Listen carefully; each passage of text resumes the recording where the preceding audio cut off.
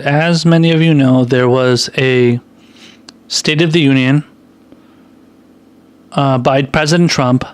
I initially did not watch the State of the Union. I ended up watching like 98% of it later on because I had things to do that night. I wanted to watch it to make sure I know all the absurd things that Trump was saying. To break it down for you, basically Trump said a bunch of flowery rhetoric. He said how wonderful his policies are doing, how everything that he's doing is great, and black unemployment is at its lowest, which is, by the way, very deceiving because there's a lot of black people that are just not in the workforce anymore. So of course it's going to be low unemployment because there isn't a lot of black people currently working. So that's it's very easy to characterize things in ways that benefit your message. But yeah, so I mean, basically, it was just a bunch of bullshit. You can go check it out. It's I found the video on YouTube. You can go check it out there. If you can stomach listening to an hour and a half of Donald Trump talking. But yeah, good luck with that. So I am going to discuss, however, the response by Joe Kennedy III, who gave the official Democratic response, and I'm also going to address Bernie Sanders' response. So Joe Kennedy. So to be fair, or to be clear, before Joe Kennedy III, he gave his response. There was kind of like excerpts of his speech came out and stuff, so people kind of already knew what he was going to do, or what he was going to say. And I posted the article on my page, and I kind of addressed it and stuff. But then, so he ended up giving basically the same kind of speech. And I'm just going to go over an article here that kind of discusses what he says, and I'm also going to be playing a clip of what he says as well. It's a short 1-minute clip. Okay, so let's read the article here. It says, Representative Joe Kennedy responds to Trump's State of the Union. Bullies never win. Representative Joe Kennedy III, Democratic Massachusetts, accused President Donald Trump of dividing the country in the official Democratic response to the State of the Union address on Tuesday night. Folks, this is quote, "Folks, it would be easy to dismiss the past year as chaos, as partisanship, as politics, but it's far bigger than that," said Kennedy, the 37-year-old grandson of Robert F. Kennedy. "This administration isn't just targeting the laws that protect us, they're targeting the very idea that we are all worthy of protection. For the Trump administration, dignity isn't something that you're born with, but something you measure by your net worth, your celebrity, your headlines, your crowd size," Kennedy added, "not to mention the gender of your spouse, the country of your birth, the color of your skin, the God of your prayers." So let me play this clip here. So before I go on to the rest of the article, I'm just going to play this clip. It's just a 1-minute clip. It says, in Democratic response, Representative Kennedy addresses Dreamers in Spanish and English. Okay. That is our story. It began the day our founding fathers and mothers set sail for a new world, fleeing oppression and intolerance. It continued with every word of our independence, the audacity to declare that all men are created equal, an imperfect promise for a nation struggling to become a more perfect union.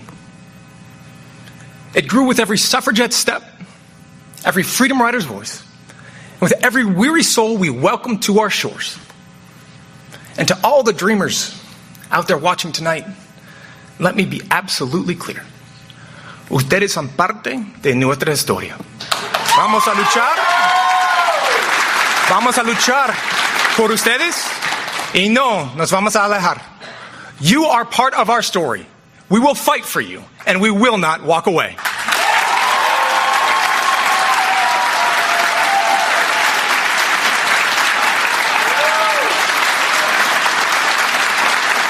Okay, that was extremely cringeworthy, and it's so typical of what Democrats do. If you remember, Tim Kaine did something similar.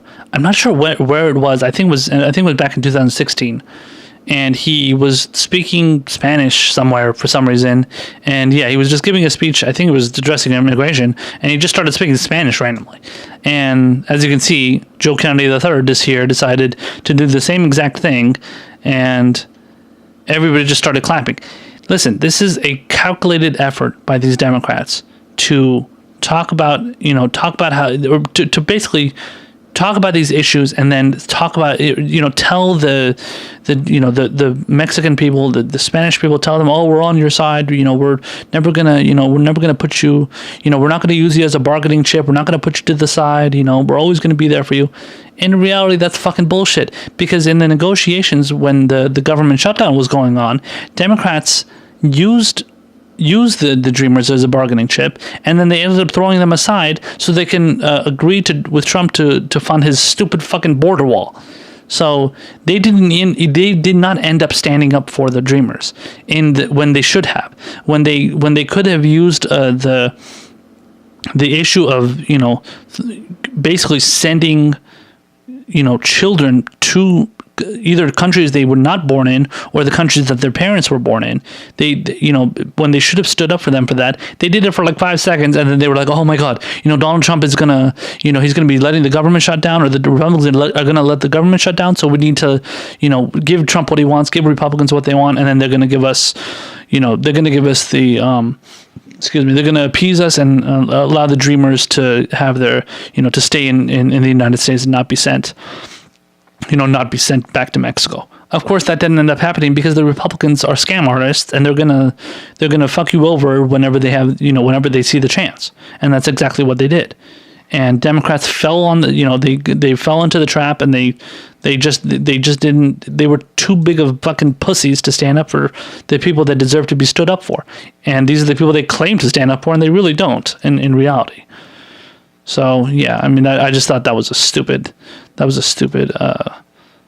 little thing he said there. But okay.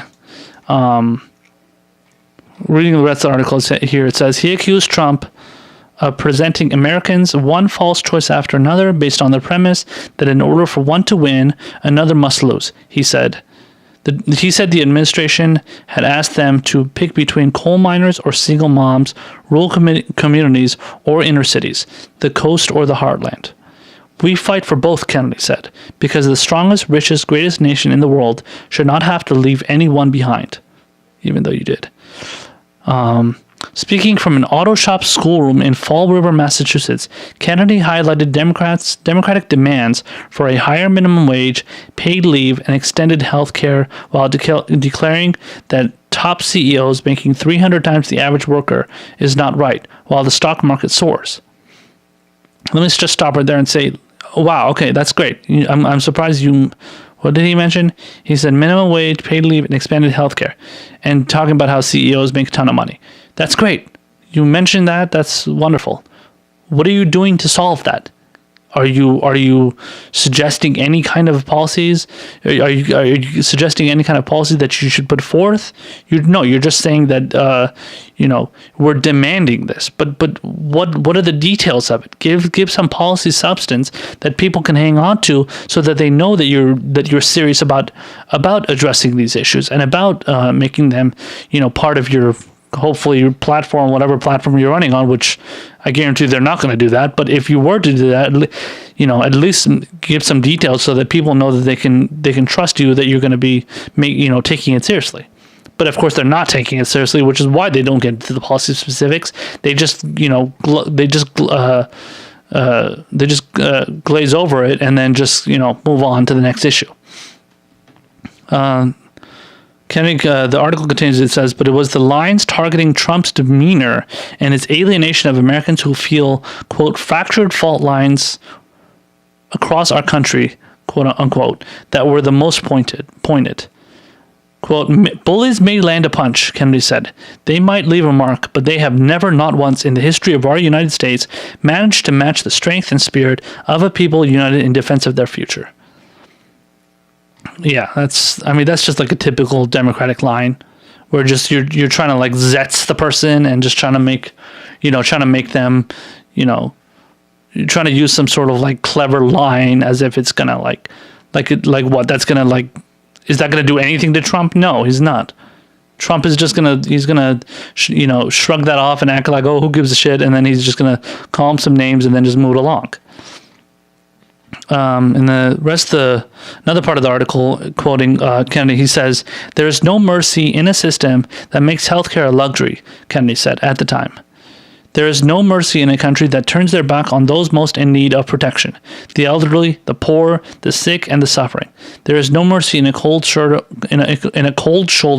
to the mentally ill."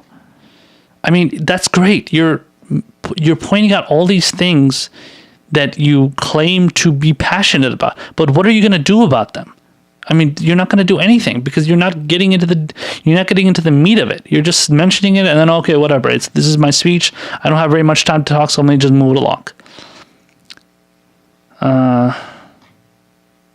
That's pretty much it. He says, another part says, "You are part of the story. You are part of our story." "You are part of our story," he said. "We will fight for you. We will not walk away." I think he said that in the clip that I showed. But anyway, I mean, that was just a typical fucking Democratic speech. I mean, I almost didn't even want to cover it because it was so awful. You could tell that based on the inflection in his voice, the way he pauses between every sentence that he gives, like he's trying to sound like Obama kind of. And a lot of the Democrats, unsurprisingly, were fawning over him. "Oh my God, that was such a great speech. This was just like Obama in 2004 when he made his entrance at the Democratic National Committee." That was back when John Kerry was running against George Bush. And Barack Obama was basically introduced to the country, and yeah, they're comparing that to this. Are you kidding me? He didn't even say anything. This is obviously a guy that's just trying to he's just trying to get the Democrats to love him by saying nothing, basically. And they obviously take it as something like amazing. All the Democratic loyalists and pundits that are pro-Democrat, Joy Reid and Maddow and stuff, they all loved it, of course. I mean, who would be surprised by that? But anyway, let me move on to Bernie's State of the Union, which was much, much better. And then I'm going to be playing a clip of that. So, let's see. This was an article from Time. The last article I read regarding Joe Kennedy's speech was from NBC News. So this is from Time magazine. So let me just read the. Yeah, let me just read the a little breakdown of what the speech was about, and then I'll play the video of him talking, and then we can see what he says here. So, the title basically just says, read Bernie Sanders' rebuttal to the President Trump's State of the Union address. The article says Vermont Senator and former Democratic primary presidential candidate Bernie Sanders live streamed his rebuttal to President Trump's State of the Union address Tuesday night. In an address streamed on Facebook, YouTube, and Twitter, Senator Sanders delivered an alternative to the official Democratic rebuttal from Congressman Joe Kennedy and a Spanish language rebuttal from Virginia delegate Elizabeth Guzman. I have no idea who that is. Sanders opened his speech by addressing President Trump's early economic record, criticizing Republicans' so-called tax reform bill, and arguing that wealthy Americans have never had it so good, while millions of American workers are working 2 or 3 jobs just to keep their head above water. Quoting Bernie here, it says, "In my view, that's wrong," Sanders said, adding the taxpayers of this country should not be providing corporate welfare to the wealthiest families in this country. Sanders also took note of issues that Trump's State of the Union did not address, including climate change, campaign finance, voter suppression, and college debt, and argued that many Americans hold quote, a very different vision for the future of our country than the one offered by Trump and congressional Republicans. But the truth is that there is a lot of good news out there as well. Sanders said, referring to the Women's March among other demonstrations that have called for social, economic, and racial justice. Quoting him one more time here, in an unprecedented way, we are witnessing a revitalization of American democracy with more and more people standing up and fighting back.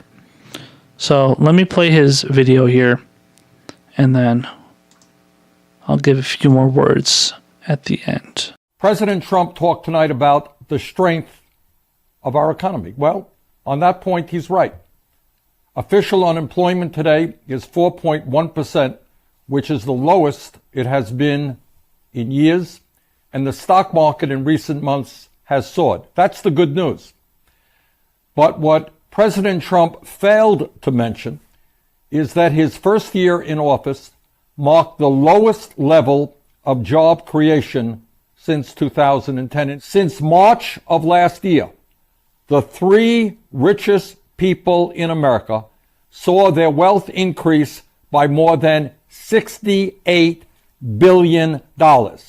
Three people, a $68 billion increase in wealth. Meanwhile, the average worker saw an increase of 4 cents an hour. Last year, he supported legislation that would have thrown up to 32 million people off of the health care they had, while at the same time substantially raising premiums for older Americans. The reality is that although we were able to beat back Trump's effort to repeal the Affordable Care Act, 3 million fewer Americans have health insurance today than before Trump took office. As you all recall, during his campaign, Trump promised not to cut Social Security, Medicare, or Medicaid. That is what he promised. As president, however, he supported a Republican budget resolution that proposed slashing Medicaid by $1 trillion and cutting Medicare by $500 billion. Further, President Trump's own budget called for cutting Social Security disability insurance by $64 billion.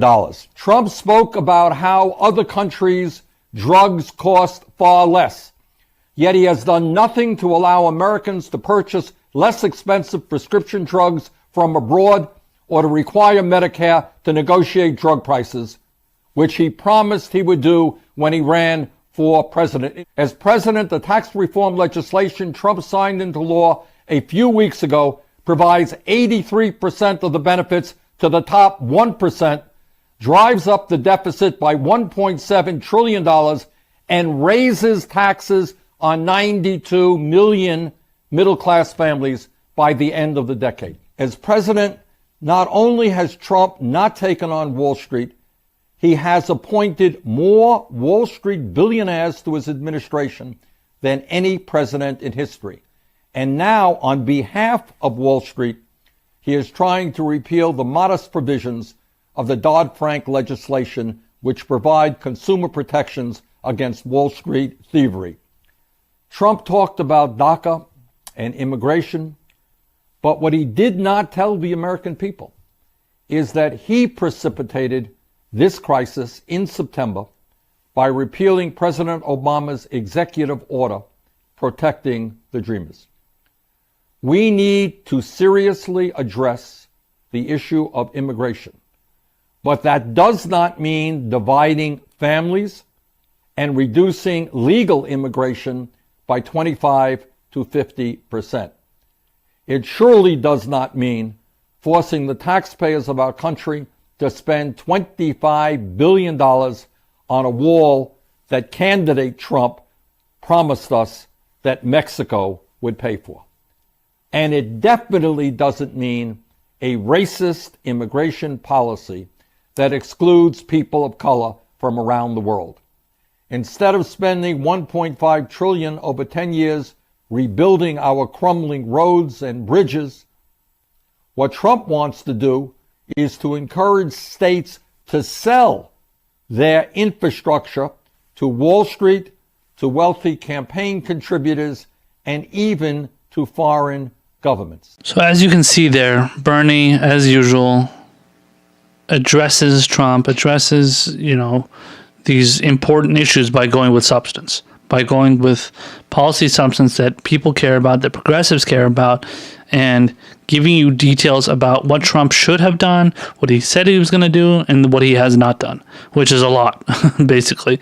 He has all these talks about how he was going to save Medicare and Medicaid and make sure people aren't getting screwed over, and we're not going to be going to all these disastrous wars, and I'm not going to be sending your jobs overseas and stuff. No, he's doing all that shit. I mean, that's just what he does. That's what he does. And he's a fucking, greedy, corrupt businessman who went bankrupt 6 times. So why would I trust anything that he's going to do? He's obviously going to make a bunch of shit up. He's going to sell you something. That's what he is. He's a used car salesman. He's a used car salesman who's playing president. Just like little kids that are playing house, basically. This is what he's doing. And his State of the Union was just a bunch of bullshit. It was just a bunch of political mumbo jumbo and just, talking about how, oh, I love America and we need to all be coming together and becoming closer and uniting, and fucking bullshit, man. God damn it. At least if you're gonna fucking be the Donald Trump that we know you're gonna be, at least talk shit like you usually do, instead of pretending like you give a damn about bipartisanship and being agreeing with everybody and playing kumbaya and getting along. No, you don't give a shit about that stuff. Just stop bullshitting around. So luckily, Bernie, compared to Joe Kennedy's awful speech, at least he managed to give some sort of a decent rebuttal. He did mention Russia, interfering in the election and stuff, but he went over it very, very, quickly. It lasted like 20 seconds. So it wasn't, he didn't place too much emphasis on it, which, I'm happy with at least. So definitely Bernie Sanders, he gave a good response. I'm glad he at least got to do that, and we'll see what happens as far as 2020 and stuff goes.